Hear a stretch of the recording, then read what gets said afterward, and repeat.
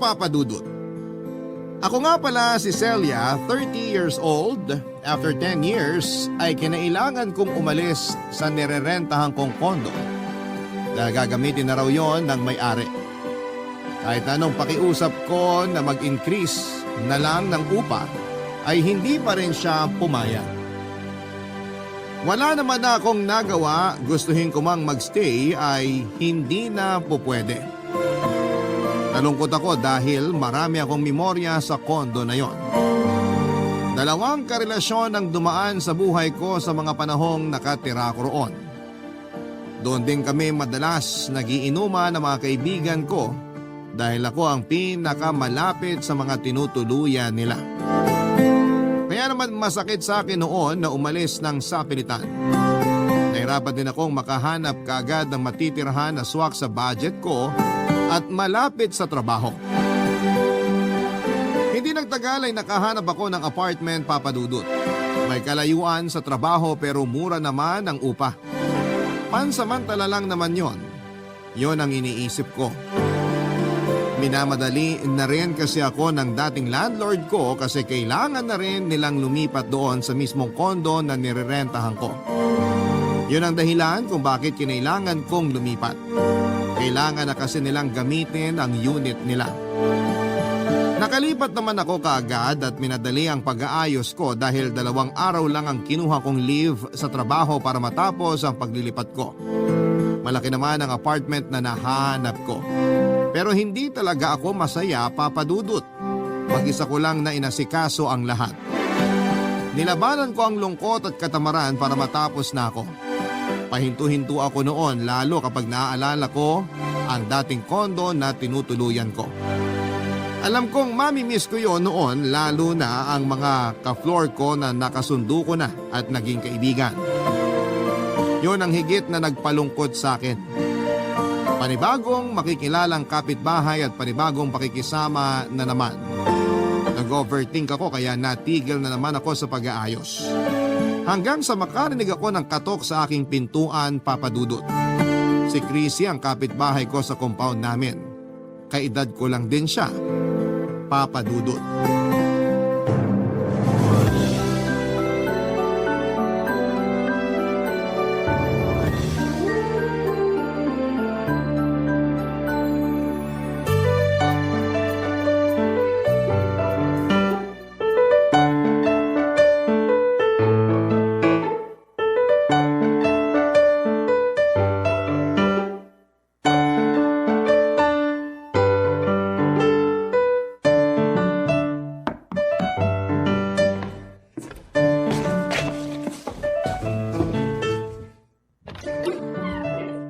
Ano po yun? Hi! Ako nga pala si Chrissy, taga Unit C. Ikaw yung bagong tenant dito sa Unit B? Ako nga, Celia pala. May kailangan ka ba? Wala naman. Gusto lang kitang i-welcome dito sa compound natin. Kumusta ka naman dito? Naho-homesick sa dati kong apartment. Normal naman yan. Masasanay ka rin dito. Masaya rito sa atin. Mas masaya kaya kaysa ron sa dati kong apartment? Ito na ang buhay mo ngayon. Kalimutan mo na yung dati mong apartment. Isipin mo na lang na ex mo yun na toxic para mabilis ka makamove on. Paano ko makaka-move on dun sa dati kong apartment hindi naman yung toxic? Hindi rin naman toxic dito. Pero Alam mo mukhang kailangan kitang kumbinsihin na mahalin tong buong apartment mo. paano mo naman gagawin yan? Kung nakita mo lang yung itsura ng dati kong apartment, maiintindihan mo ko. May sarili namang gandang apartment mo. Tingnan mo nga, ang lawak ng space mo. Maganda pa ang tama ng araw dito sa bintana mo sa sala ha. Masarap magkape at magmuni-muni dito ng 2:00 ng hapon tapos nakatulala ka lang sa bintana. Promise! Paano mo naman alam? Kasi itong apartment ko dati eh. Bakit ka lumipat? Siguro ang daming problema sa apartment na to. Sabi ko na mali ang desisyon kong lumipat dito. Ay, walang problema dito. It's not the apartment. It's me. Para ka naman nakipaghiwalay sa apartment na to sa linya na yan. Kailangan ko lang lumipat kasi kasama ko na yung kapatid ko rito. Kailangan namin 2 kwarto eh. Kung ako lang masusunod, ay, hindi ko talaga to bibitiwan. Ganun ako kaklingi sa apartment na to dati. Pero sana naka-move on ka na sa apartment na to ha? Kasi sa akin na siya. Hindi na siya babalik sa'yo. Ay nako, naka-move on na ako. Tanggap ko ng 2 taon lang ang pagsasama namin. Nakakatawa ka naman. Ay, 40 ko magpatawa ng mga namamahay sa apartment nila dito. Sige nga, kumbinsihin mo pa ako kung bakit dapat akong tumira rito. Para hindi na ako mamahay. Magandang bintana mo sa kwarto maliwanag talaga kapag umaaraw. Tsaka, laging may mga ibon sa dirty kitchen mo nakadikit ng kwarto mo. Makikita mo sila tuwing nagigising ka sa umaga. Kaya, kung ako sa'yo, bili ka ng bird seeds para lagi ka nilang dalawin sa umaga. Noted dyan. At kung kailangan mo na makakasama dito sa apartment mo habang namamahay ka, nasa kabilang unit lang ako. Kumato ka lang, sasamahan kita magkape rito. Tumulala tayo sa bintana mo tuwing 2:00 ng hapon. Habi ko pa namang tumulala. Magkakasundo tayo dyan. Nabuhay ako para tumulala. May kape ako rito. Baka gusto mong simulan ng tumulala. Nako, gusto ko sana kaso paalis na rin ako eh. Makiki-birthday ako sa kapatid ng ex ko. Ay, baka magkaroon kayo ng second chance, ha? Uy, hindi na uy. Yung ex ko na yun ang nakasama ko rito sa apartment mo. Nag-live-in kami tapos nung hiniwalayan niya ako, lungkot-lungkutan ako rito. Hindi ako makatulog. Para ako namamahay bigla. Tinuring mo sigurong tahanan ng ex mo. Kaya ka namahay nung nawala siya. Correct. Ay, gusto talaga kita makatsikahan ngayon kaya lang kailangan kong pumunta sa birthday ng kapatid ng ex ko. Kailangan ba talaga? Bakit ka pupunta? Para ipakita sa kanya na pantay na ang kilay ko. Thank you, 3D microblading na hulugan. Kung gusto mo lang pumunta para may patunayan sa kanya, wag na lang. Papatunayan ko na lang sa'yo na masarap ako magtimpla ng kape. Halika, samahan mo ko. Bigyan mo pa ako ng dahilan para magstay dito. Sige na nga, mapilit ka eh. Welcome back sa iyong ex-apartment! Pumasok na si Chrissy sa apartment ko, Papa Dudut. Pinagmasdan niya ang kabuuan ng bahay. Napansin ko ang pagngiti niya at pagsilay ng lungkot sa kanyang mga mata. Siguro kasi naalala niya na minsan ay naging masaya siya sa apartment ko. Pero kailangan na yung magwakas, Papa Dudut. Kaya naman para makaiwas siya na maging malungkot ay inaya ko na siya sa kusina para ipagtimpla ng kape. Nagkwentuhan kami pansamantala tungkol sa mga niluluto nilang dalawa ng ex niya. Marami pa siyang ibang nakwento tungkol sa ex niya. Nakinig naman ako dahil yon ang paraan ko para kahit papaano ay makalimutan kong malungkot din ako dahil sa pamamaalam ko sa dating kondo ko. Noong natapos na akong magtimpla ay inaya ko na siyang bumalik sa sala para doon higupin ang kape, Papa Dudut. Natuwa siya sa kape na tinimpla ko. Yon daw kasi ulit ang unang beses na may nagtimpla sa kanya ng kape mula nung huling beses na ipinagtimpla siya ng ex niya. Ramdam ko kung paano siya magkwento. Meron pa rin siyang pagmamahal sa ex niya. O pwede rin na baka dahil nanunumbalik lang ang mga ala-ala noong pumasok siya sa apartment ko. Iniba na rin niya ang topic nung makahalata na siyang puro tungkol na lamang sa ex niya ang binibida niya. Nag-share siya sa akin ng mga masasarap na kainin malapit sa area namin at mga laundry shop dahil mukha raw akong hindi naglalaba. Natuwa akong kausap si Chrissy, Papa Dudut. Masayahin siyang tao at alam kong makakatulong siya para masanay na ako sa bagong apartment ko. Naisip ko na si Chrissy ang pwedeng maging daan para ma-inlove na rin ako sa bagong tinutuluyan ko. Mula noon ay naging magkaibigan na kami. Tuwing may oras si Chrissy ay dinadalaw niya ako sa apartment ko. Lagi ko siyang pinagtitimpla ng kape at sabay kaming tumutulala sa bintana sa sala. Totoo ang sinasabi niya. Maganda ang pasok ng liwanag sa bintanang yon. Pagdaan ng mga araw, kahit papaano ay nabawasan na ang lungkot ko. Naisip ko na maganda rin naman ang pagbabago. At maganda rin nakahanap ako ng kaibigan sa katauhan ni Chrissy.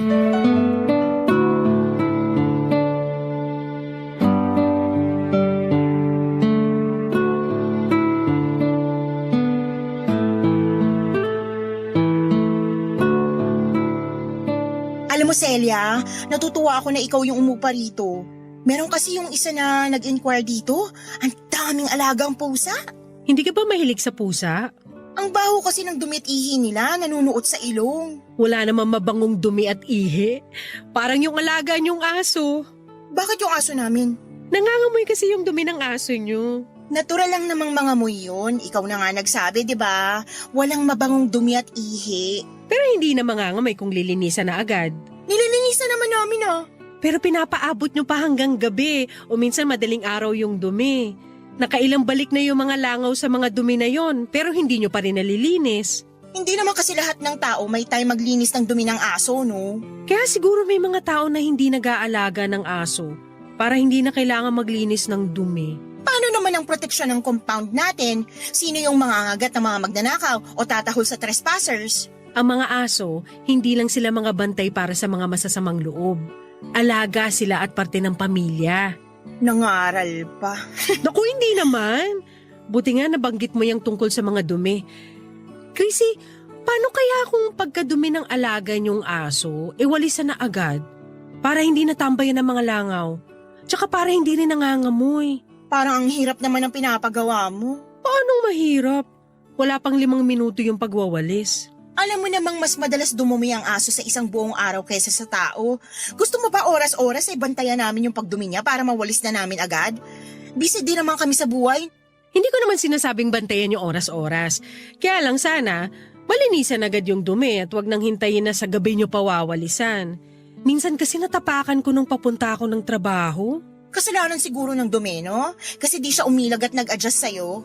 Kasalanan ko pa pala na may pakalat-kalat na dumi ng alaga nyo sa dinadaanan natin. Bakit ka sarcastic? Di ba ikaw din naman? Pero mas masakit yung pagiging sarcastic mo. Kung nasaktan man kita, sorry. So ano nang gagawin natin sa dumi ng aso nyo? Ipapawalis ko sa kanya, siyang dumumi. Akala ko naman tapos na tayo sa pagiging sarcastic. Mauna na pala ako, mamamalengke pa pala ako. Kakapunta mo lang sa palengke kanina. Babalik ulit ako. Bibili ako ng maraming wale, supot at dustpan para malinisan ko na yung dumi ng aso namin. Si Chrissy naman? Kinagalit mo talaga yung sinabi ko? Para kasi ang dating sa akin dapat hindi na dumumi ang aso namin para walang mga moy at para hindi ka makatapak. Hindi naman yan ang gusto ko mangyari. Gusto ko lang na sana regular yung paglilinis nyo ng dumi ng aso nyo para malinis naman tayo rito sa compound natin. Alam mo, kabago-bago mo rito pero kung umasta ka, kala mo ikaw yung tagapagmana nitong compound eh. Hindi ko na lang po sinagot pa si Chrissy Papadudut. Alam kong nagdamdam siya at hindi ko naman balak saktan siya. Hindi ko rin naman alam na sensitive siyang tao. Gusto ko lang namang linisan niya ang dumi ng aso nila. Lalo't sa tapat ng apartment ko madalas dumudumi ang aso. Minsan nga ako na ang naglilinis pero dahil napapadalas na ay kinailangan ko na tuloy sabihin kay Chrissy. Akala ko naman ay tatanggapin niya ng maayos ang sinasabi ko. Pero hindi pala. Nagmadali na siyang umalis at iniwan na lamang ang pinagkapihan niya sa mesa. Hindi tulad dati na nilalagay pa niya lagi sa lababo na nagamit niyang baso. At nagdabog pa nga siya at pabagsak na sinarado ang pintuan. Nalaglag tuloy yung mga nakasabit sa gilid ng pintuan ko sa lakas ng pagkakabalibag niya. Hindi ko na namang siya pinatulan pa at inisip ko na lilipas din ang galit niya lalo na kapag na-realize niyang tama naman ang pakiusap ko sa kanya. Ilang araw siyang hindi dumalaw sa bahay ko. Hindi katulad dati na halos araw-araw ay nakasilip siya sa bintana ng apartment ko para papasukin ko siya. Sa pagdaan ng mga araw ay napansin kong iniiwasan ako ni Chrissy. Kahit ang mga simpleng ngiti at pagbati ko sa kanya sa tuwing nakakasalubong ko siya ay hindi na niya sinusuklian pa. Lagi siyang nagkukunwaring busy o kaya ay hindi niya ako nakita kahit halos kaharap ko na siya. Hindi naman ako nagpapaapekto at alam kong kailangan lang din niya ng oras para maproseso ang nararamdaman niya. Maski ang kapatid niya ay hindi na rin ako pinapansin pa. Hindi katulad dati na madalas akong binabati nito. Mula nung nagkatampuhan kami ng kapatid niyang si Chrissy ay hindi na rin niya ako pinansin pa. Ang maganda lang sa nangyari sa amin ay lagi nang malinis ang daanan namin dahil lagi nang winawalisan ni na Chrissy ang dumi ng aso nila. Nawala na mga langaw sa paligid namin. Natuwa ako roon Sana lang magkaayos kami ni Chrissy dahil hanggat maaari, Papa Dudut ay ayokong may nakakaaway ako, lalo na ang kapitbahay ko. Barangay Love Stories. Barangay Love Stories. Naging mailap pa rin si Chrissy sa akin sa pagdaan ng mga araw, Papa Dudut. Hindi ko na rin naman pinagpilitan pa ang sarili ko sa kanya. Hindi ko naman yun ugali. Ako na rin minsan ang umiiwas lalo na kapag nararamdaman kong sisimangot na siya sa tuwing makakasalubong ko. Napadalas na rin ang pagkukulong ko sa bahay para lang maiwasan siya. Ewan ko ba, parang ako yung nakaramdam ng hiya sa mga nangyari sa amin. Gusto ko lang naman sabihin na hindi ako komportable na hinahayaan nilang langawin at matapaka ng mga dumi ng aso nila. Pinaramdam tuloy sa akin ni Chrissy na may problema ako sa mga aso. Mahilig din naman ako sa mga aso pero ang hindi ko matanggap ay yung mga taong kumukuha ng aso pero hindi naman nila alam kung papaano alagaan para hindi makasagabal sa ibang tao. Hindi yun nagawang intindihin ni Chrissy. Gustuhin ko mang ipaglaban pa yon sa kanya pero alam kong hindi naman siya magpapatalo.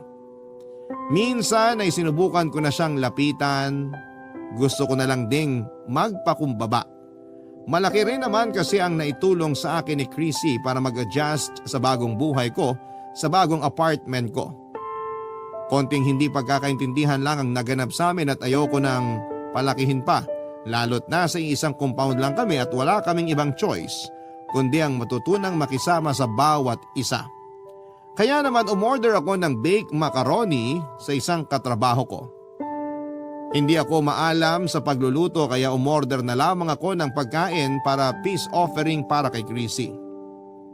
Hindi naman pumalya ang pagkain para pag-ayusin ang dalawang kampong may tampuhan. Na-excite akong kumatok sa pintuan ni Chrissy at sa unay walang sumasagot. Inulit ko pa ang pagkatok. Doon na ako pinagbuksan ng kapatid niya. Hinanap ko si Chrissy at agad naman itong tinawag ang kapatid niya. Makalipas lang ang ilang sandali ay nakaharap ko na nga si Chrissy at nakita ko pa rin sa mukha niya na hindi pa rin siya okay sa akin, Papa Dudut.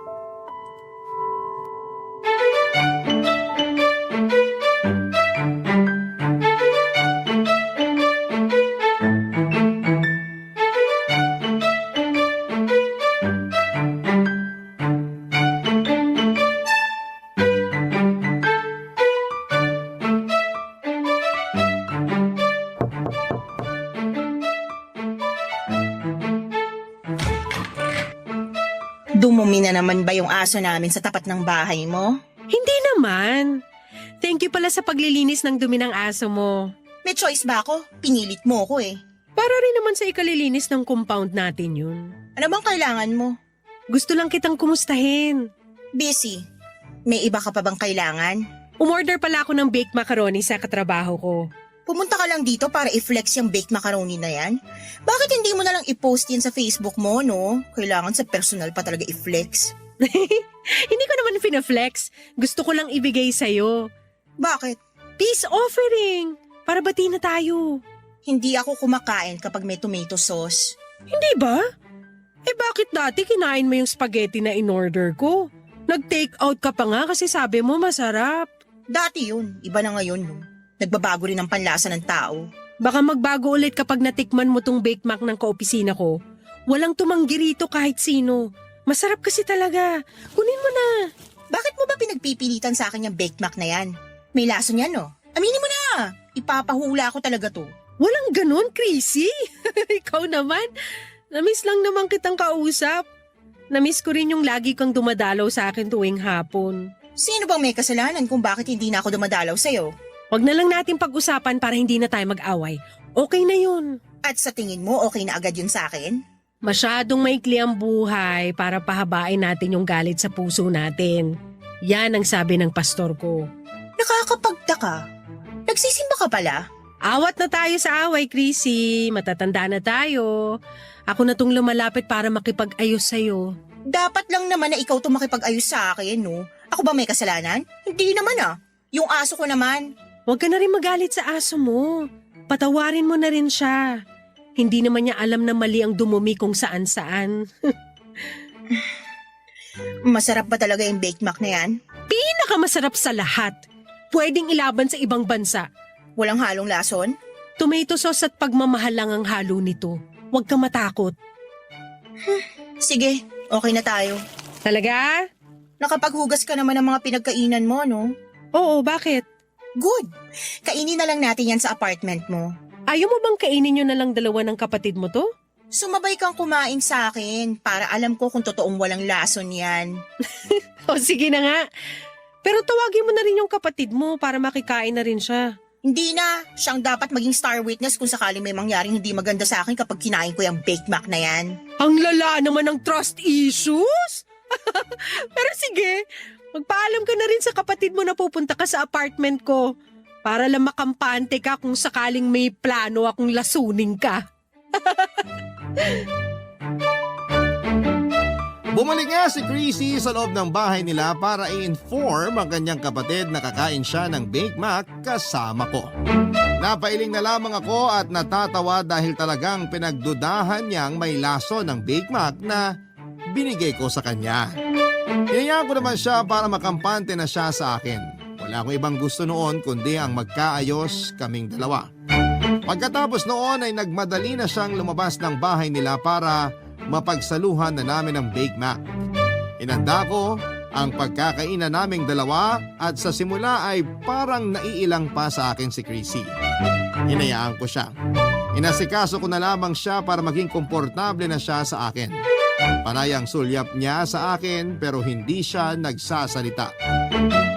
Feeling ko noon gusto na talaga niyang magkaayos kami pero hindi niya alam kung paano, lalo't inunahan niya ako ng pagtataray niya.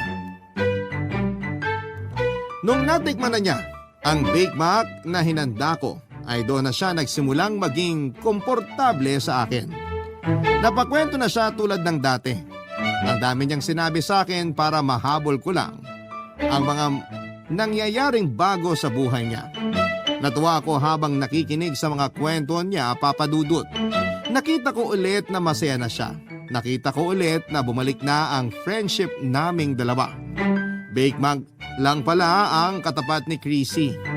Nasabi niya sa akin na yun nga ang paborito niyang pagkain.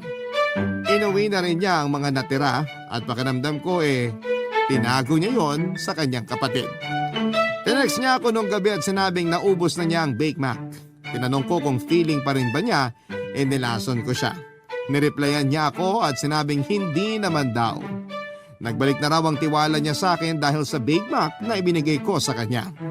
Nagbiro pa ako na sa susunod na magkakaroon kami ng pagtatalo bilang magkapitbahay ay Bake Mac ang gagamitin ko para ipangsuyo sa kanya. At hindi ko inakalang magagamit ko ulit ang Bake Mac na yon sa susunod na sitwasyon na kinalagyan namin, Papa Dudut.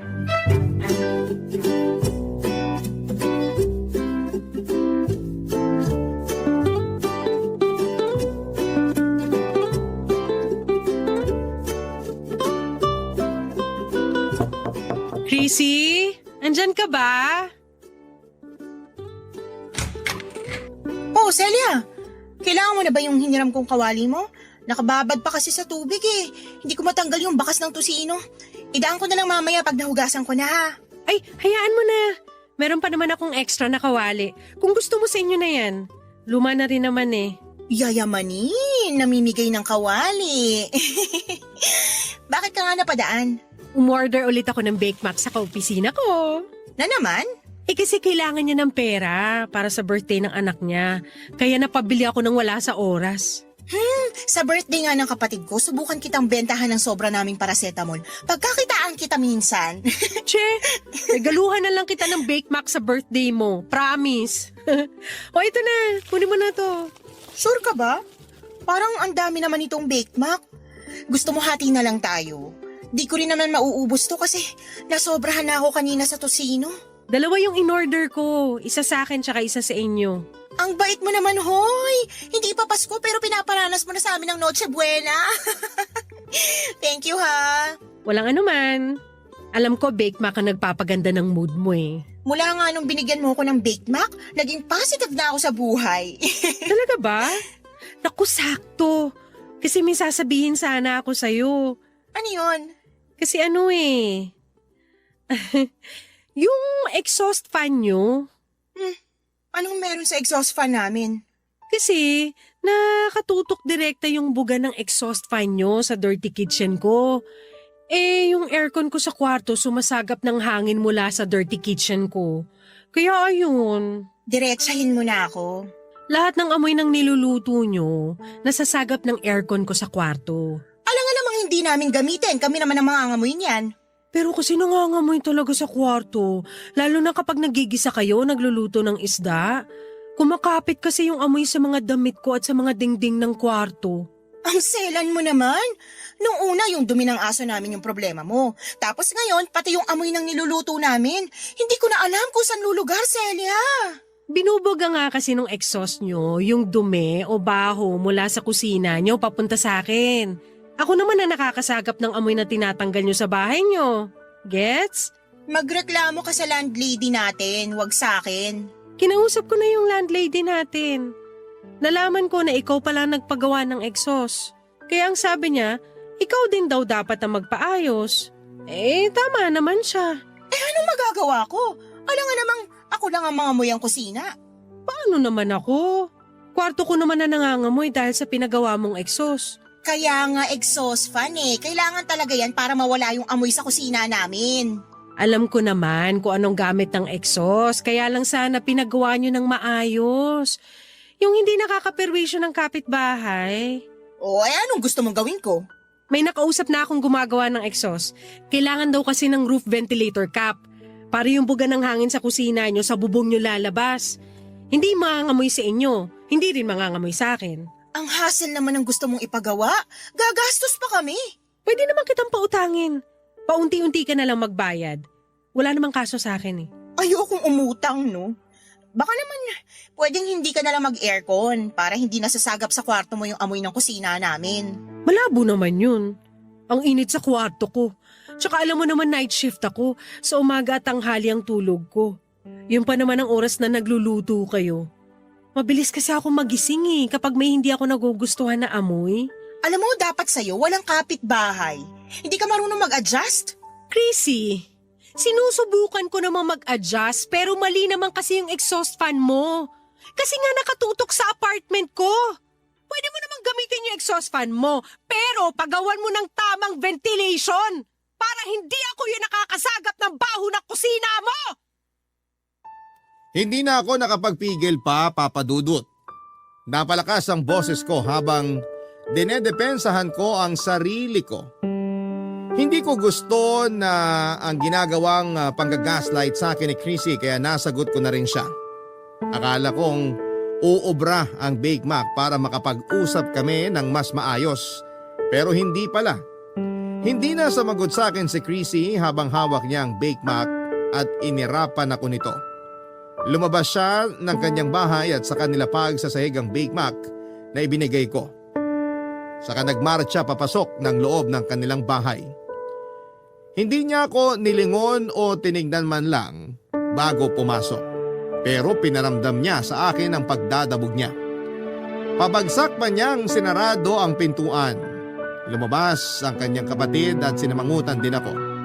Mukhang mabilis na nakapagsumbong si Chrissy.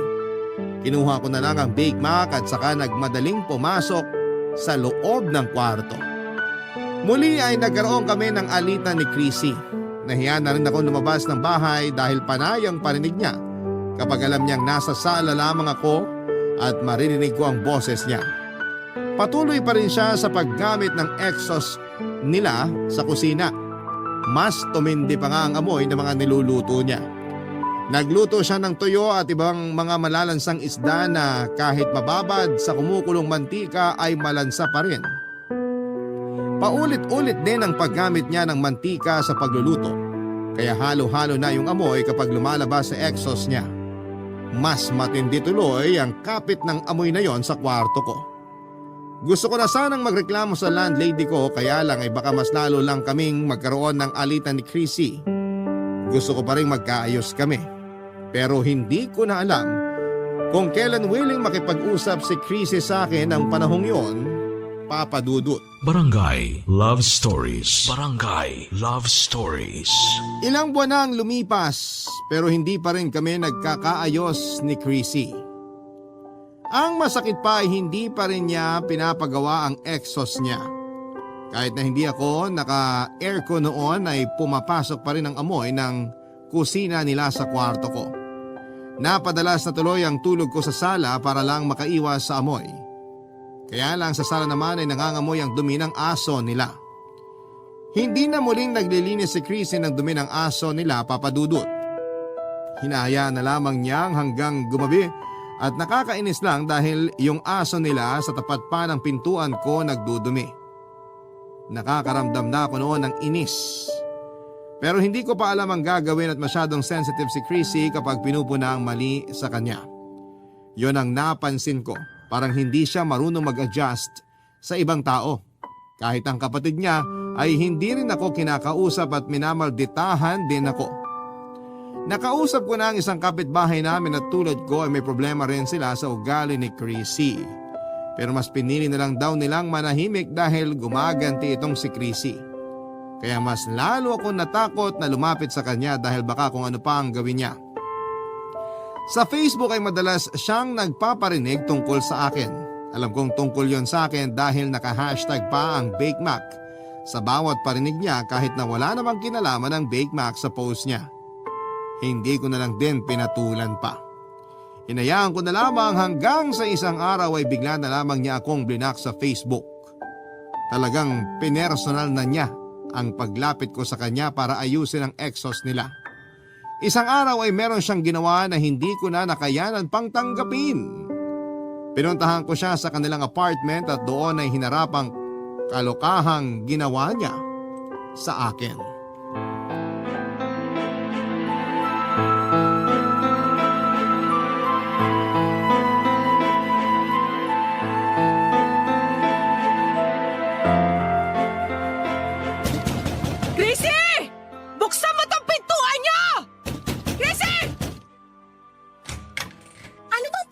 Mo? Gusto mo bang gibain tong pintuan ko, ha? Magpaliwanag ka sa akin! Ito na naman po si babaeng kailangan lagi ng paliwanag. Diyos me, umay! Huwag mo ko dinadaan sa ganyan, ha? Hindi na ako natutuwa sa'yo! Bakit? Sa tingin mo natutuwa ako sa'yo? Pag-usap tayong dalawa! Hindi na makatarungan tong ginagawa mo!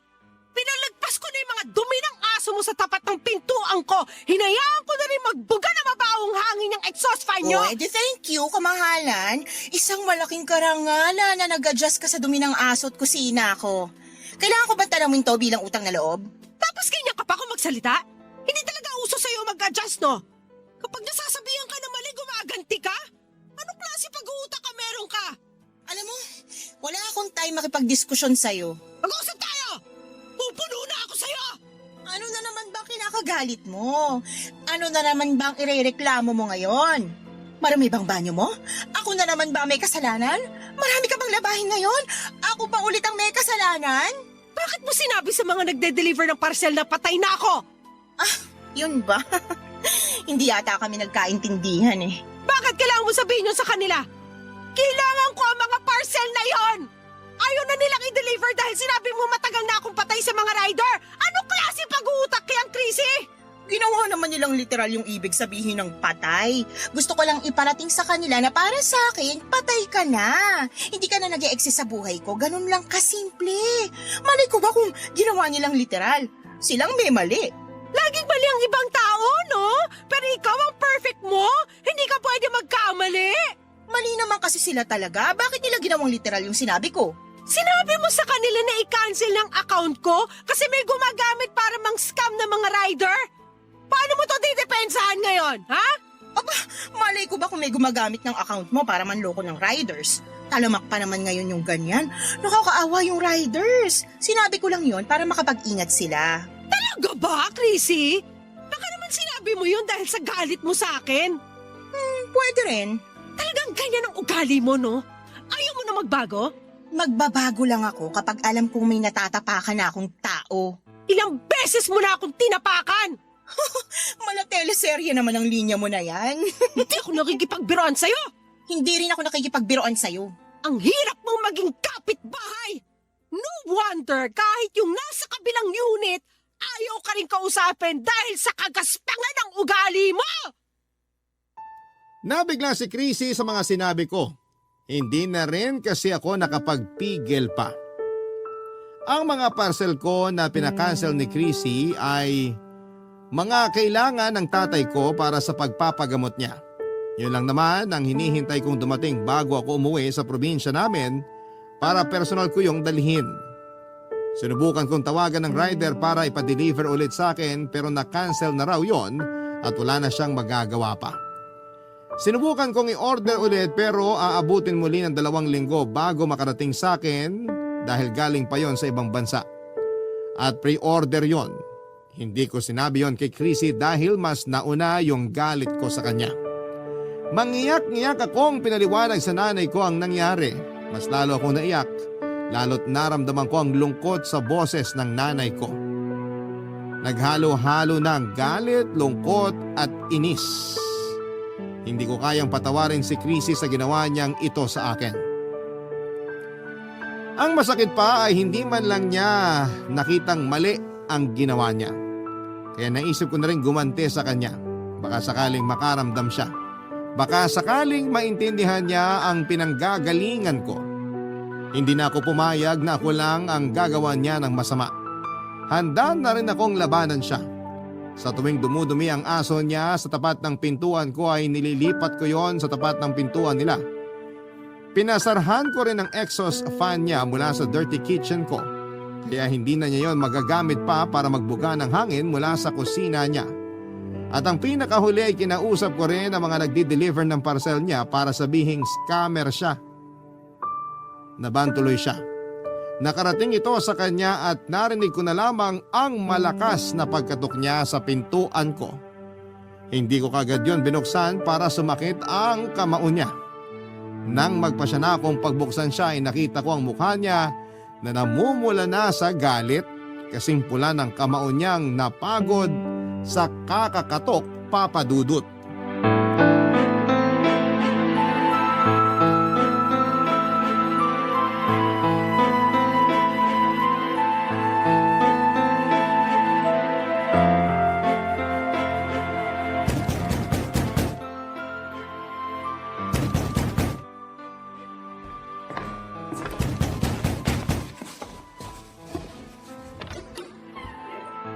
Oh, Chrissy! Napadaan ka. May kailangan ka ba? Isang slice ng Bake Mac? Kanina pa ako kumakatok sa pintuan mo, ba't di mo agad binuksan? Nasa kwarto kasi ako. Ine-enjoy ko yung amoy. Sa wakas, hindi na amoy mantika na isang buwang paulit-ulit na ginagamit. Paanong di babango ang kwarto mo? Pinabarahan mo yung exhaust ko. Kinausap naman kita ng maayos dati pero pinalala mo pa yung paggamit ng exhaust. Ang hirap ma-immune sa amoy ng mga niluluto mo. Ang baho! Ano bang niluluto mo? Yung dumi ng aso nyo? Makapanglait ka riyan? Di ka nga marunong magluto, lagi ka nagpapadeliver. Wala ka nang pakialam kahit 100 years ako magpa-deliver ng pagkain ko. Bakit ikaw ba ang gumagastos? Ikaw ba tong naaabala? Hindi naman, di ba? Inaabala mo ko sa pagpapasara ng exhaust ko? Alam mo ba kung gaano kabaho ngayon ang kusina ko? Kung ano man ang amoy ng kusina mo ngayon, ganyan din ang amoy ng kwarto ko noon. Enjoy! Hindi ka talaga pwede makausap ng maayos, no? Di ba ganito ka rin naman makipag-usap sa akin noon?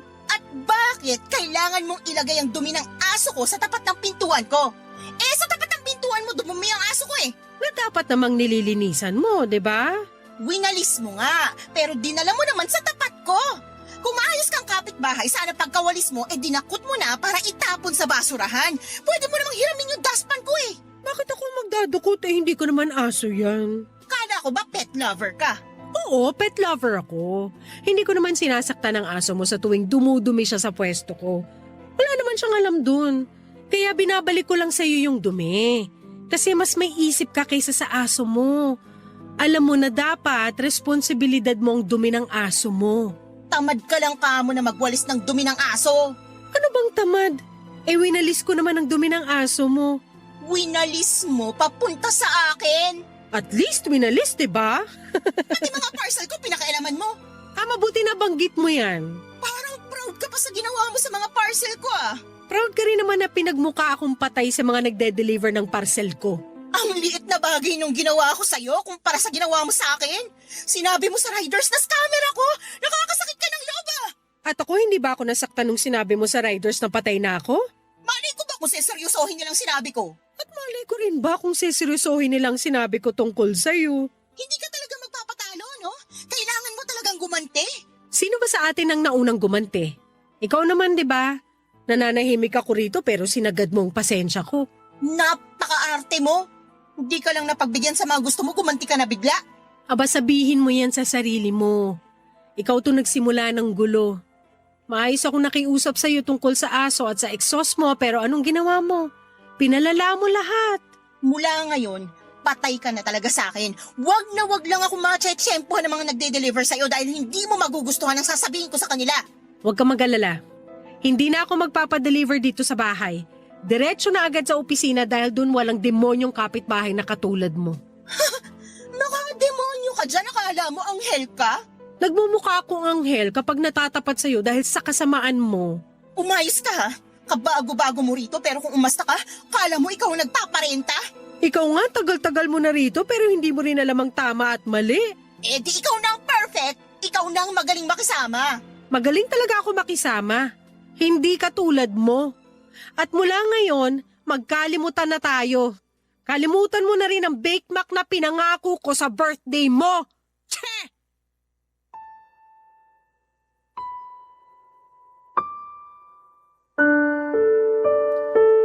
Papa Dudut, hindi ko na hinintay pa na sumagot si Chrissy. Tinalikuran ko na siya at pinagbagsakan ng pintuan.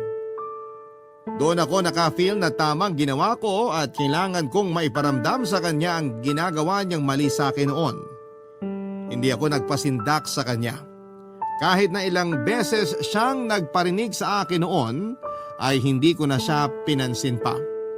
Mas lalo tuloy siyang nagalit. Pinagpatuloy ko lang ang ginagawa ko. Hindi ko tinibag ang pagkakasemento sa exhaust niya. Lagi ko pa ring nilalagay noon ang dumi ng aso niya sa tapat ng pintuan niya. Lagi na rin siyang nakaantabay sa mga parcel niya sa takot na baka maunahan ko siyang lapitan ang mga nagdi-deliver. Alam ko na stress na siya noon pero hindi ko siya aatrasan kung yun ang paraan para matuto siya. Hanggang sa isang araw ay kusa na niyang nililinisan ang dumi ng aso niya sa tapat ng pintuan ko. Nawala na sa wakas ang amoy na pumapasok sa loob ng sala ko. Pinagawa na niya ang exhaust at nakatutok na yon sa kanyang bubungan. Hindi na pumupunta sa akin ang amoy ng niluluto niya mula sa kusina. Sinubukan kong magpa-deliver ng parcel sa bahay at kahit siya ay nakaharap na rin ng rider. Itinuro na nito kung saan ako nakatira. Naging maayos na si Chrissy pero hindi ibig sabihin noon ay kinaibigan ko na siyang muli. Mas okay nang maging civil lamang kami sa isa't isa kaysa ibalik ang dati naming pagkakaibigan. Yun na lamang ang naging relasyon ko sa kanya, isang kapitbahay. Hindi yon nahahaluan ng personal na panghuhusga. Mas madaling maayos ang problema kung meron man. Maraming salamat nga pala sa pagbasa ng aking liham at lagi akong nakikinig sa mga kwento ninyo sa Spotify lalo na tuwing wala akong pasok sa trabaho. Sana'y magpatuloy pang maging malakas ang inyong #1 na programa sa Barangay LS. Ang inyong kapuso at kabarangay forever, Celia. Dear Papa Dudut, inggit ang isa sa mga pangunahing rason kung bakit nagiging judgmental tayo sa mga tao. Dito nagsisimula ang pagkakaroon natin ng insecurity, takot at pangamba sa mga bagay-bagay. Ganito ako noon pero sa tulong ng mga salita ng Diyos ay nalinawagan ako sa pag-iisip ko at unti-unti ko ring natanggap ang pagkakaiba ng mga tao sa paligid ko. Ako nga pala si Sandro, 33 years old at isang ama. Lumaki ako sa isang Christian family kaya maagang naituro sa amin ang mga salita ng Diyos. Ito ngayon ang dahilan kung bakit tuwing naghahanap ako noon ng karelasyon ay isa sa mga standard ko ay dapat kilala ng isang babae ang Diyos. dapat ay marunong siyang magdasal, nagbabasa ng Biblia at nagpupunta ng simbahan. Sa panahon kasi ngayon ay mahirap nang makahanap ng ganong klase ng tao. Halos karamihan ay liberated na ang buhay at minsan ay nakakalimot na sa Panginoon. Ang iba nga ay hindi man lang magawang maglaan ng oras para makabisita sa church at magpasalamat para sa kanilang buhay. Mas importante sa kanila mga lakad nila sa labas kasama ang mga kaibigan o kung ano paman. Hindi ko naman po kinokondina ang ganong klase ng pamumuhay, Papa Dudut.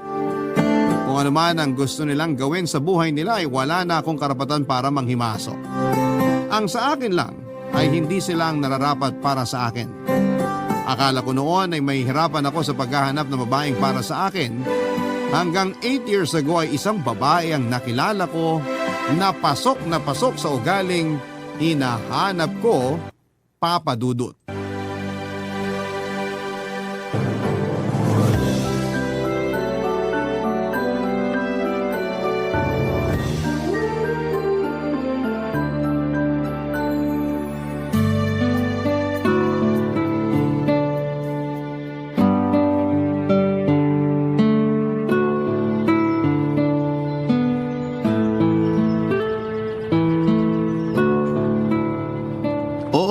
Nandito ako sa may exit ng park sa may bandang north.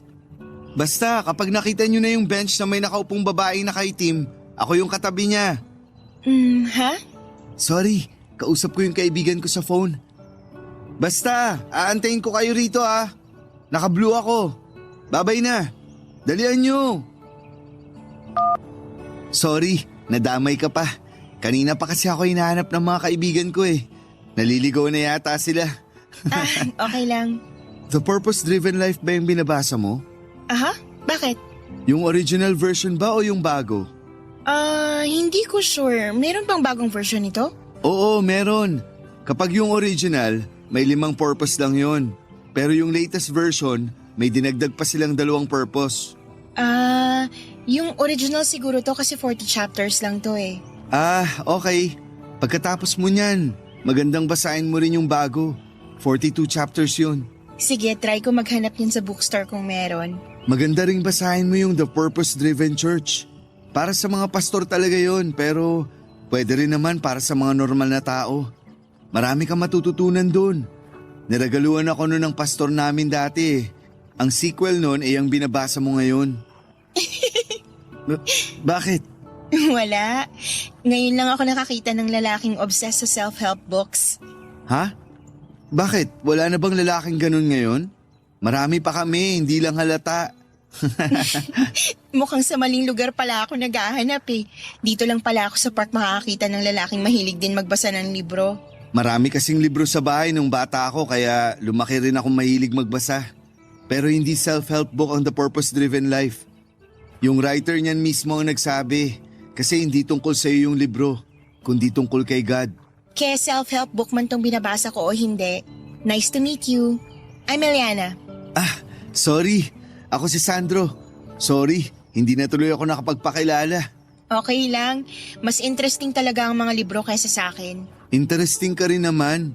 Ngayon lang ako nakakita ng taong nagbabasa in public. Karaniwan kasi, sa TV ko lang napapanood yung mga ganyang klaseng tao. Meron din palang ganon in real life. Feeling main character ako eh. Pero buti naman nakakaya mong mag-focus sa binabasa mo. Ang ingay dito sa park. Maraming distractions. Sanay na ako. Mas tahimik nga dito kaysa sa bahay. Doon kasi maraming bata. I see. So, lagi ka rito? Minsan, kapag gusto kong magpahangin, kung gusto kong mapag-isa at magkaroon ng peace of mind, dito ako nagpupunta. Ganun ba? Mukhang ang tahimik pala ng buhay mo. Akala mo lang yon. Sobrang gulo ng buhay ko ngayon. Sa mga libro na nga lang talaga ako sumasaya. Pero, nakakatuwang makakita ng tulad mo na nagsisik ng guidance kay God ha.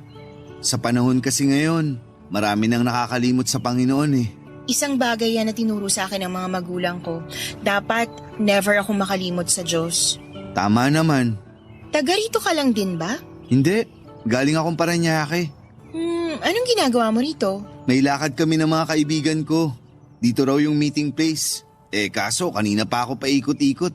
Di na kami nagkita-kita. Kaya pala nabanggit mo ako sa kausap mo sa phone kasi ako yung landmark mo. Naka-all black ka kasi kaya mabilis ka lang makita. Yan na yata sila? Sila na ba yan? Saan? Ayan yung 3 lalaki na palapit na sa atin. Kanina pa tayo tinuturo eh. Sila na nga yan. Sige, may iwan na kita. Pasensya ka na kung naistorbo kita. Walang problema. Nice meeting you, Eliana. Nice meeting you too. Papadudod si Eliana yung tipo na sa unang tingin ay hindi mo akalaing relihiyosa. Sa pananamit pa lamang kasi niya ay malayo ito sa pagiging konserbatibo.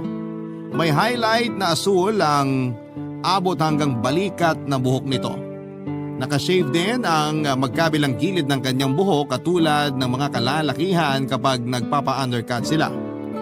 May nakakabit na hikaw sa ilong nito at may tattoo siya sa taas ng kanyang dibdib. Kakaiba man ang itsura niya ay agad nitong nakuha ang atensyon ko dahil sa unique nitong kagandahan. Sa park kung saan kami unang nagkita ay sa kanya agad napunta ang atensyon ko.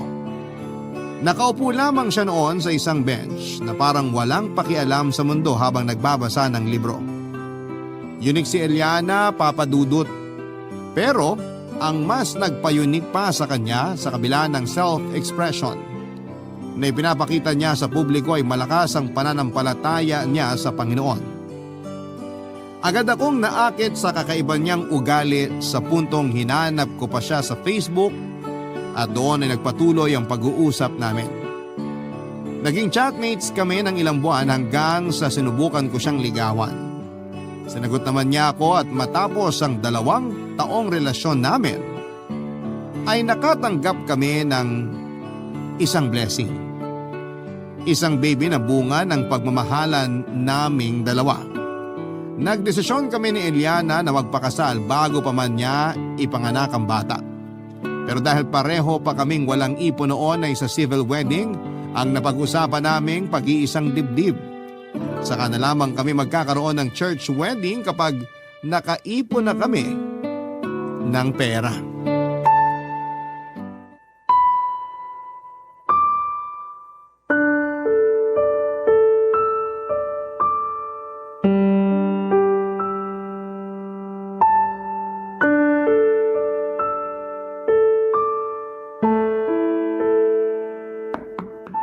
Eliana! Eliana, buksan mo naman tong pinto! Ano tong sinasabi ng magulang mo na ayaw mo na? Kausapin mo ako! Eliana, lumabas ka naman dyan! Sandro, Eliana, ba't hindi ka pa nakabihis? Ngayon ang kasal natin, nalimutan mo ba? hindi ko nalimutan. Alam ko na ngayon ang kasal natin. Ba't hindi ka pa bihis? Malilate na tayo! Nakausap mo na ba sina mama? Wala ba silang sinabi sa'yo? Nakausap ko na sila. Sinalubong nila ako sa labas. Ang sabi nila, may problema. Ayaw mo na raw. Anong ibig sabihin nun? Anong ayaw mo na? Ayoko nang magpakasal, Sandro. Ano? Ayaw mo na magpakasal? Bakit? Hindi pa ako ready. Hindi pa ako handa magpakasal sa'yo. Magkakaroon na tayo ng anak. Paano hindi ka pa ready? Alam ko. Pero pwede naman tayo magkaanak nang hindi nagpapakasal, diba? Pero bakit nga? Anong dahilan? Bakit hindi ka pa handa? Dun din naman tayo pupunta. Bakit pa natin patatagalin? Sandro, ayoko magpakasal sa'yo. Sa ngayon, ayoko pa. Ha? Anong pinagsasasabi mo? Sorry, pero parang masyado pa kasing maaga. Masyadong mabilis itong mga nangyayari. Paanong mabilis? Mahal mo naman ako, di ba? Oo, mahal kita, pero wala pa ako sa puntong gusto na kitang pakasalan. Paano ang bata? Hindi naman natin kailangan ng kasal para magpakamagulang sa anak natin eh. Pwede natin gawin yon kahit hindi tayo kasal. Pero importante ang kasal para sa isang pamilya. Sagrado ang pagpapakasal. At yun ang kailangan natin para mas mapagtibay pa ang pamilya natin. Alam ko naman yun, pero bigyan mo pa ako ng oras. Kailangan ko muna pag-isipan ng mabuti tong gagawin natin. Yun lang ang hiling ko sa'yo. Sana maintindihan mo. Para mo namang sinabi na ayaw mo makasal sa akin. Ang sakit nun, Eliana. Hindi naman sa ganun. Gusto ko lang naman masiguro tong nararamdaman ko sa'yo eh. Saan ka ba hindi sigurado? Bakit parang takot kang magpakasal sa akin? Hindi ko pa alam. Yun ang problema eh. Wala akong maisip na rason kung bakit, basta ayoko pa. Gusto ko na kapag kinasal na ako, willing ako emotionally and mentally. Pero yung nangyayari ngayon, parang magpapakasal lang tayo dahil buntis ako eh. Magpapakasal tayo kasi mahal kita. Mahal mo rin naman ako, di ba? O baka naman pati yun, di ka rin sigurado. Mahal kita. Yun ang sinasabi ng puso ko ngayon, pero kung hanggang kailan, yun ang hindi ko pa alam. I'm sorry. Ayoko lang talaga magpatali muna sa ngayon. Bata pa ako. Ayoko makagawa ng maling desisyon na pagsisisihan ko rin sa huli. Hindi ka magkakamali sa desisyon mo kung mahal mo talaga ako. Pero dahil sa mga sinabi mo, pati yata pagmamahal mo sa akin, hindi mo rin alam kung totoo. Please, Sandro. Intindihin mo naman ako. Ay, kung yan ang gusto mo, sige, bibigyan kita ng oras para makapag-isip. Ayoko mapilitan ka sa ginagawa mo. Gusto ko rin naman na kusa mo akong pakasalan. Kaya kung hindi ka pa handa ngayon, hindi kita pipilitin. Maraming salamat at naintindihan mo ko. Aalis na ako. Kailangan ko na magbihis ng damit. Kailangan ko pang sabihan yung iba na hindi na tuloy ang kasal natin. Sandro, sorry talaga. Maiwan na kita.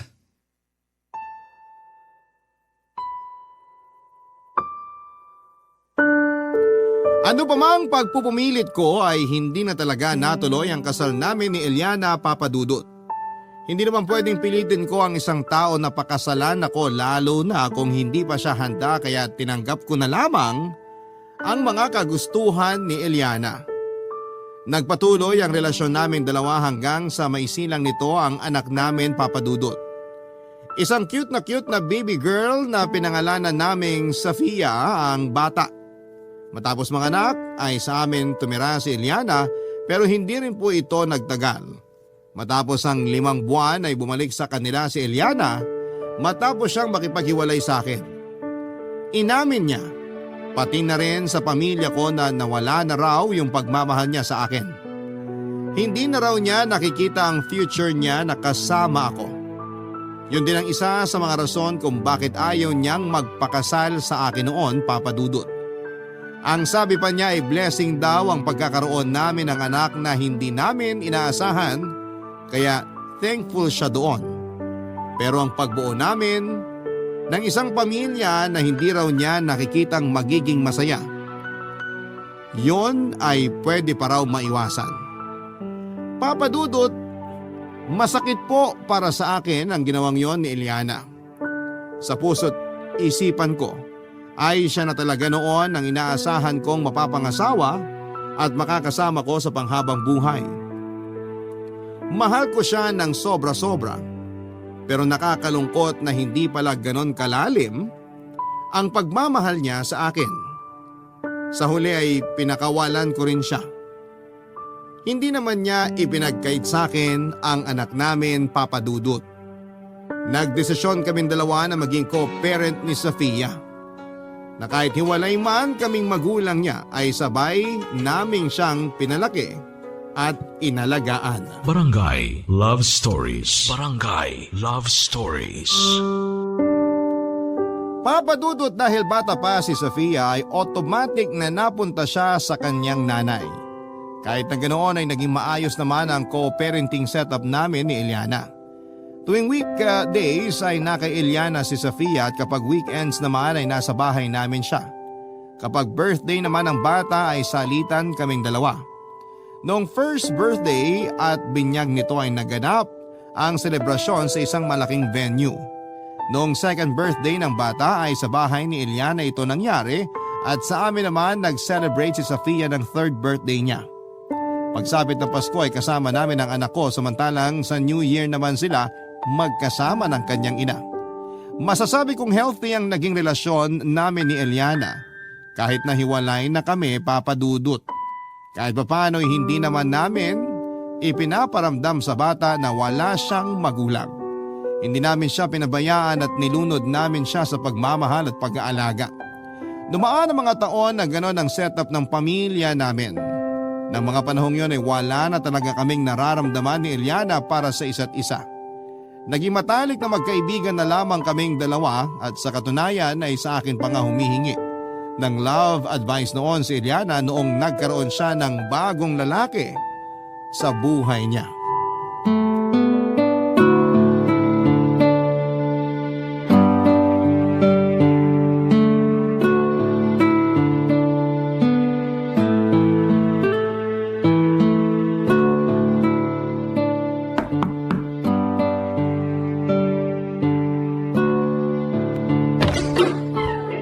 Oh, Sandro, ang aga mo magsundo ngayon ah.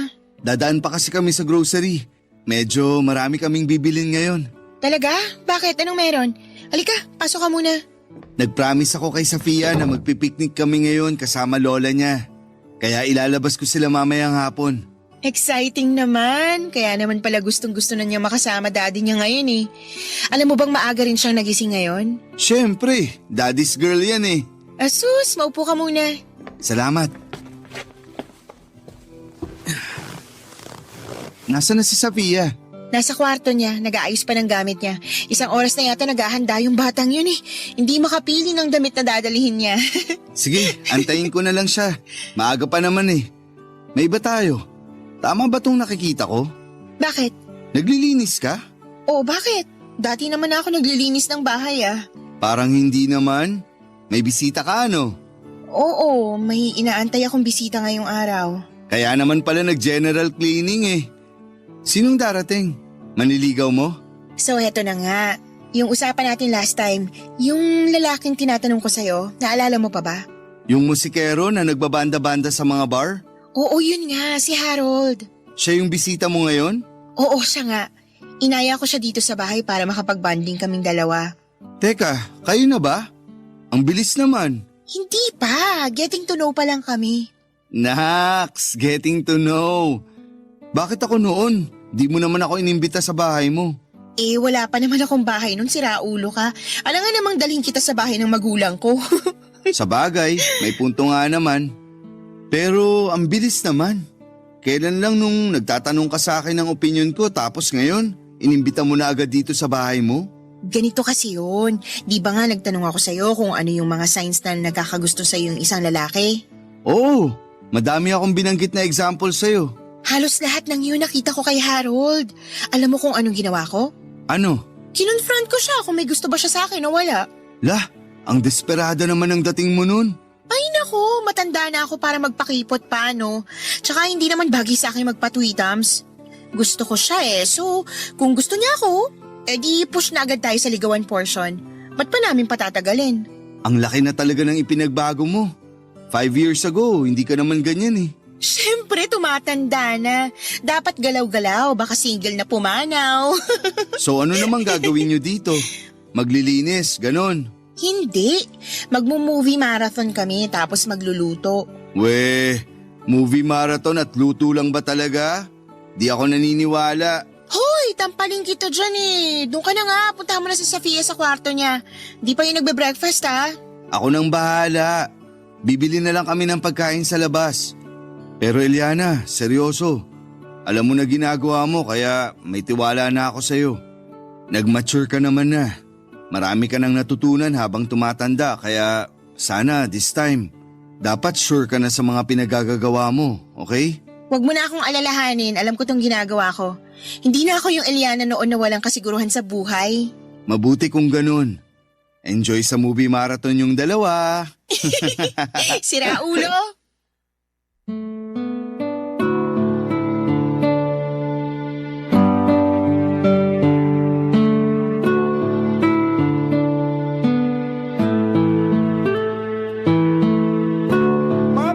Nung nagsimulang mag-aral si Safia, ay ipinasok namin siya sa isang private preschool na pinamamahalaan ng church namin. Gusto ko kasi na habang bata pa si Safia, ay matutunan na nito ang mga aral sa Biblia at makilala na niya ang Diyos.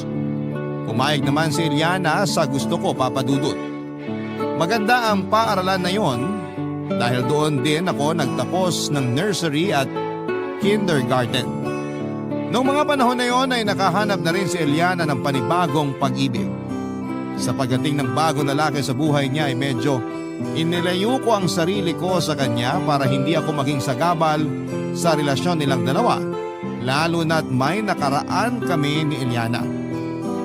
Ayoko na makaramdam sa akin ng threat ang boyfriend niya kaya nag-set kami ng boundary bilang mga magulang ni Safia. Matapos ang 2 taong relasyon nila ay pinakasalan ni Eliana ang boyfriend niya na si Harold. Sa pagkakataong yon ay biglang nagkaroon ng 2 ama si Safia. Isang bagay yon na hindi ko napaghandaan, Papa Dudut. Aaminin ko na ako yung na-threaten dahil sa pagdating ni Harold sa buhay ng anak ko. Ako ang biological dad ni Safia pero si Harold naman ang stepfather niya na lagi niyang nakakasama. Doon ako naiinggit dahil simula nung dumating si Harold ay naging magulo na ang setup namin.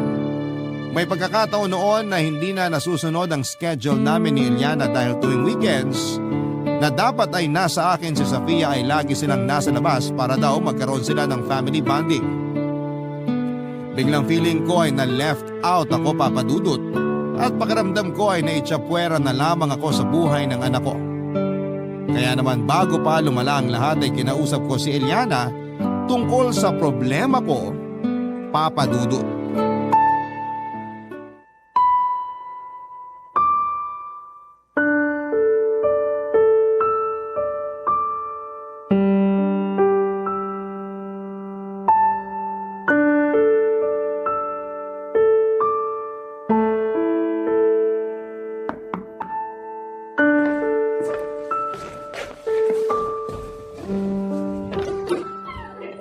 Sandro? Anong ginagawa mo rito? Hindi mo ba na-receive yung message ko? Anong message? Wala akong natatanggap na message. Sabado ngayon, nandito ako para kunin si Safia.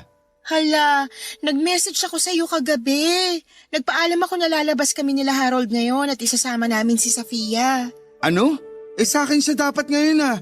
Nag-promise kasi kami na dadalhin namin siya sa theme park kasi maganda yung grades niya. Eliana naman, 2 araw na nga lang ang meron ako sa anak ko, babawasan niyo pa? Sorry na, sinabihan naman kita kagabi. Akala ko okay lang kasi hindi ka nag-reply. Hindi ako nag-reply kasi wala nga ako na-receive na message. Ano ba naman yan, Eliana? Pasensya na talaga. Hindi pwede yan. Kukunin ko ang anak ko. Nasaan na siya? Sandali lang. Ganito na lang, sa Lunes, Sunday tsaka Monday sa'yo titira si Safia. Okay lang ba yon? Hindi okay yon. May trabaho ako sa Lunes. Sinong titingin sa bata? Tsaka may klase siya. Sabado at Linggo ang napag-usapan natin.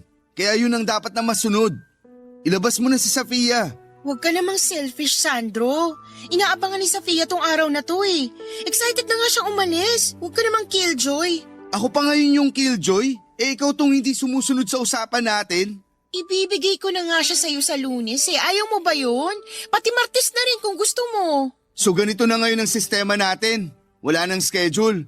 Kung kailan mo gustong kunin yung bata, kukunin mo na lang basta.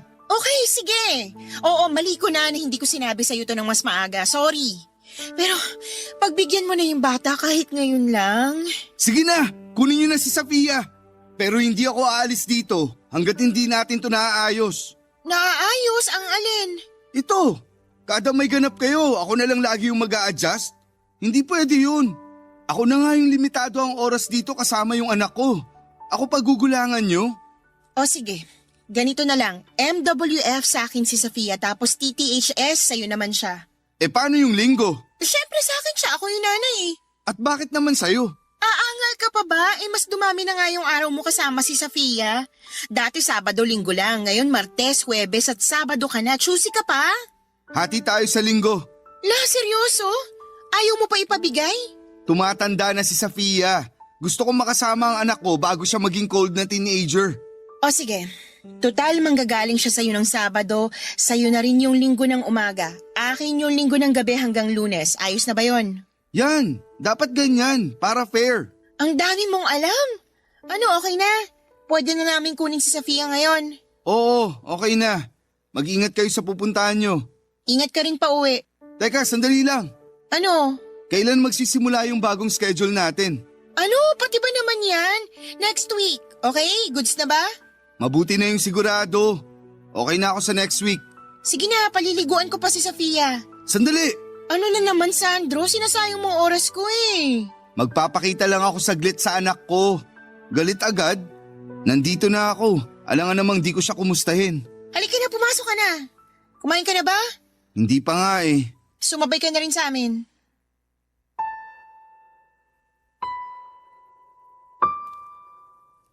Magkaibang-magkaiba ang parenting style namin ni Harold Papadudut. Kung ako ay masyadong protective sa anak ko, si Harold naman ay ibang estilo nito pagdating sa pag-aalaga kay Sofia. Hinahayaan lang niya ang bata na maging curious sa mga bagay-bagay kahit na minsan ay napapahamak niya ito. Minsan ay ipinipilit din niyang matuto ang bata sa mga bagay na hindi naman interesado ang anak ko. Katulad na lamang noong binilhan niya ito ng bike para daw matutunan nitong magbisikleta. Okay lang naman sana yon para sa akin, Papadudot, pero ang ginawa ni Harold ay tinanggal nito kaagad ang training wheels ng bike para daw mas mabilis matuto si Sofia. Ang ending ay nabunggu siya ng isa sa mga batang kalaro niya na nagbabike din. Natumba ang bata at na-dislocate ang braso nito. Agad naman siyang naitakbo sa ospital at mabilis na naayos ang problema, pero bilang isang ama ay hindi ko nagustuhan ang mga nangyari. Ang nakakainis pa, Papadudot, ay tuwing ino-open ko kay Eliana ang mga bagay na napapansin ko ay nagagalit siya sa akin.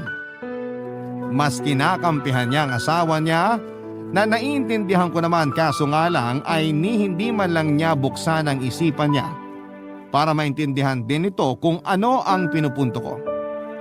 Hanggat maaari ay ayoko sanang mag-away kami ni Eliana dahil hindi na nga maganda para kay Sofia na hiwalay ang magulang niya. Mas lalong hindi maganda na magkaaway pa kami. Kaya mas nilawakan ko na lamang ang pag-iisip ko, Papadudot, para mas maayos ang maging pag-uusap namin ni na Eliana at Harold. Barangay Love Stories. Barangay Love Stories. Papadudot, as expected ay mas pinaboran pa rin ni Eliana ang asawa niya kahit na may point naman ako sa pinaglalaban ko. Ayon sa kanya ay mas maganda raw na habang bata pa ay matuto na sa maraming bagay si Sofia para sa paglaki nito ay hindi siya mabigla. Hindi raw dapat siya bine-baby. Kailangan niyang madapa para matutong bumangon na mag-isa. Pero para sa akin naman, Papadudot, ay hindi magandang estilo yon ng pagpapalaki sa bata. Dapat ay hayaan natin silang kusang matuto sa mga bagay kung saan sila interesado. Mas maganda na panahon mismo ang magbigay aral sa bata kesa ipinagpipilitan natin sa kanila ang bagay na hindi naman nila gusto. Katulad na lamang sa pagbabike. Hindi mahilig sa labas si Sofia. Mas gusto niyang manatili sa loob ng bahay para maglaro, magbasa o magdrawing. Ang naging rason ni Eliana kung bakit pinipilit niyang lumabas si Sofia ay para lumakas daw ang resistensya nito. Kailangan niyang madungisan at masugatan para mas lumakas ang pangangatawan nito. Mas maganda rin daw yon para magkaroon siya ng kaibigan. Isa pa ay mahaba-habang bakasyon nila. Kaya sa halip na nasa loob ng bahay at babad sa cellphone ay ginagawa nila ito ng paraan para makapaglaro siya sa labas. Doon ako nagkaroon ng isang magandang ideya. Total ay bakasyon naman ay naisip kong i-enroll si Sofia sa Vacation Church School or VCS ng aming church, Papadudut. Kahit papaano ay pinagbigyan naman nila ako sa hiling kong ipasok si Sofia sa VCS.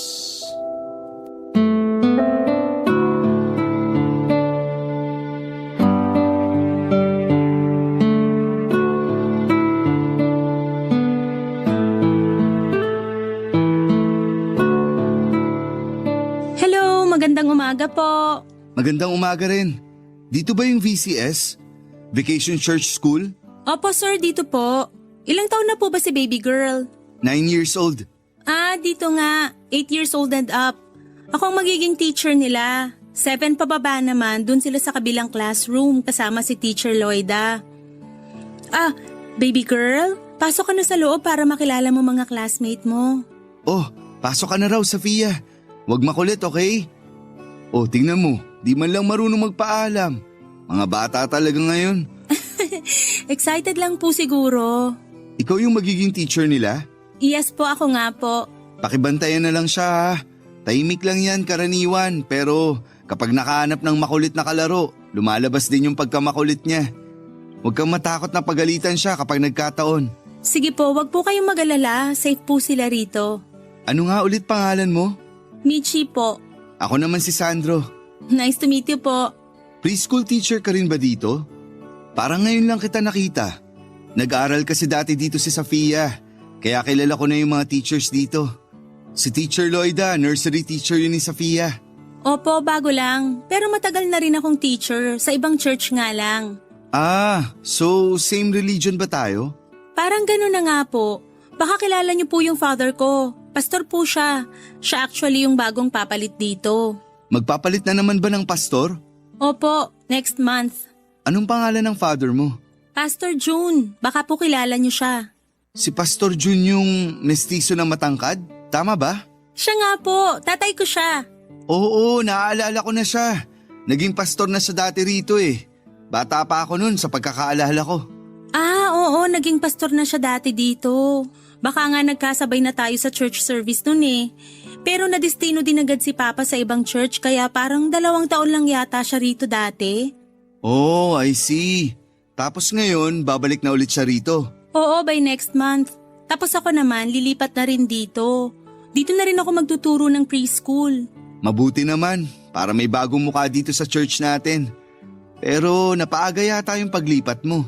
Nag-volunteer talaga ako rito kasi naka-maternity leave pala yung kasama ni Teacher Loida. Wala siyang kasama kaya hinugot ako mula sa amin para samahan siya rito. Oo, malapit na kasi yata ang mga anak si Teacher Alice. Dadalawa lang kasi silang teacher dito eh. Compared sa ibang lugar, maliit lang kasi yung school dito. Kaya konti lang din ang nag-e-enroll. Kaya nga po, pero parang next year plano nilang palawakin pa tong school para mas maraming ma-accommodate na bata. Talaga ba? Mabuti naman kung ganun. Plano pa lang naman yata pero hindi ko sure, narinig ko lang sa papa ko. Sana matuloy kung sakali. Sana nga po. O paano po yan, mauna na po ako sa loob ha, inaantay na ako ng mga bata. O sige, babalik na lang ako kapag uwian na. Ano ulit oras matatapos? Mga 11:30 pwede nyo nang sunduin yung mga bata. Okay, got it. Sige, nice meeting you ulit. Ingat po kayo.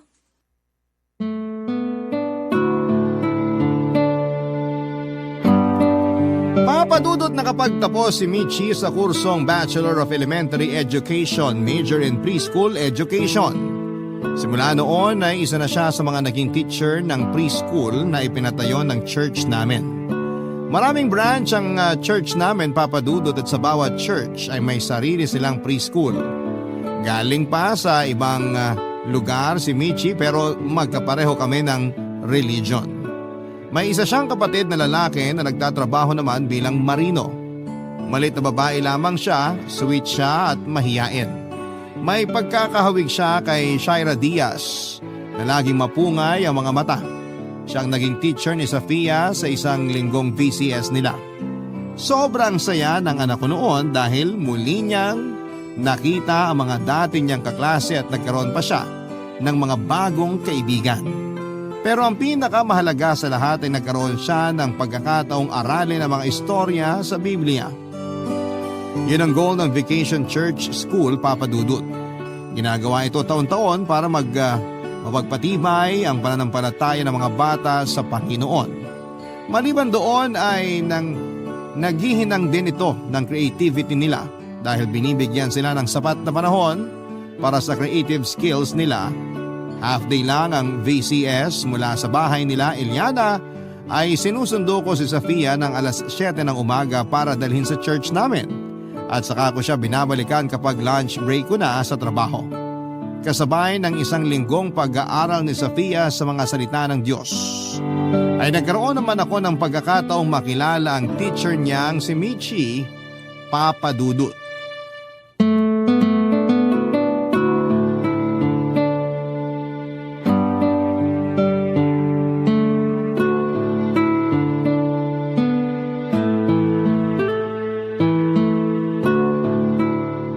Michi! Oh, Sandro, nandiyan ka na pala. Nasa loob si Sofia, nakikipaglaro pa sa mga classmate niya. Sandali, tatawagin ko lang Huwag siya. na muna. Hayaan mo na muna siyang makipaglaro. Total, last day na nila ngayon. Ah, okay, sige. Ay, nakakalungkot kasi last day na ngayon ng VCS. Isang linggo lang kaming nagkasama ng mga bata pero napamahal na agad sila sa akin. Mamimiss ko sila. Pero may graduation pa naman sila bukas, di ba? Oo, pagkatapos ng church service, graduation nila ang kasunod. May isang araw pa para makabanding mo sila. Oo nga.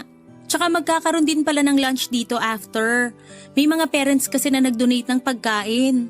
Dito na kayo mag-lunch ni Sofia bukas. Talaga? Oo, may isang nag-offer ng pagkain tapos naging domino effect na. Nag-pledge na rin yung iba. Parang susobra na nga yata yung pagkain eh. Kaya dito na kayo kumain para mas marami, mas masaya. Nako, nakakahiya. Wala man lang akong maibigay na pagkain. Tulungan mo na lang ako mag-prepare after ng graduation. Total pareho naman tayo nga attend ng church service eh. O sige, ganun na lang para may ambag ako. Kumusta na nga pala yung nabanggit mo sa akin last time? Last time? Ano yun? Yung sinasabi mo na problema mo sa asawa ng mama ni Sofia? Harold? Yun yata ang pangalan niya sa pagkakatanda ko? Ah, yun ba? Wala namang problema kina Eliana at Harold. Actually, ako yung problema. Bakit mo naman nasabi? Hindi ko kasi maiwasang ma-left out sa buhay ng anak ko eh. Alam mo yung FOMO? FOMO? Ano yun? Yung fear of missing out. Kina Eliana kasi, may mommy at daddy na si Sofia doon. Kumbaga, kompleto na silang pamilya. Out of the picture na ako. Para bang kahit mawala ako, okay lang kasi may tatayo namang ama kay Sofia kapag nagkataon. Yun ang problema ko ngayon. Hindi naman dapat pinoproblema yan. Kahit may asawa na yung mami ni Sofia, ikaw pa rin naman ang tatay niya. Tsaka isa pa, hindi ka naman katulad ng ibang tatay na basta na lang tinatakasan yung responsibilidad nila sa mga anak nila. Ikaw, never mong iniwan si Sofia kahit nahiwalay na kayo ni Eliana. Never kang mawawala sa buhay ng anak mo kasi nagpakaama ka sa kanya. Basta, wala naman talagang dapat ikatreten pero ewan kung bakit natitreten ako kay Harold. Para bang nag-aagawan na kasi kami sa atensyon ni Sofia. Hindi ka talaga dapat ma-threaten kasi nagagawa mo naman ng maayos yung role bilang ama ni Sofia eh. Sa katunayan, nung nag-drawing kami ng family portrait nung nakaraan, dalawa kayo ni Harold na dinrawing ni Sofia. Ibig lang sabihin nun, kahit may stepfather na siya, hindi ka pa rin nawawala sa puso't isip ng anak mo. Naiinggit lang siguro ako kasi mas nabibigyan nila si Sofia ng mas maayos at buo na pamilya. Kaya mo rin namang ibigay yun kay Sofia eh. Ha? Paano? Anong paano? Ginagawa mo na mismo yung sinasabi ko. Nagiging mabuti kang tatay para sa anak mo. Dun pa lang, napaparamdam mo na kay Sofia kung paano magkaroon ng maayos na pamilya. Alam mo, Sandro, huwag mong ituring na karibal si Harold. Pareho nyo namang mahal si Sofia eh. Pareho kayo nakapakanan ng bata ang hangad. Siguro magkaiba lang kayo ng style ng pag-aalaga pero at the end of the day, iisa lang ang goal nyo at yun ay mapalaki ng maayos si Sofia. Sabagay, tama ka naman. Swerte nga si Sofia eh kasi hindi lang 2 kundi 3 ang magulang niya. Mga magulang na handang gawin ang lahat para sa kanya. At soon, kapag nakahanap ka na ng babaeng pakakasalan mo balang araw, hindi lang 3 kundi 4 na ang tatayong magulang nung bata. 2 ama at 2 ina.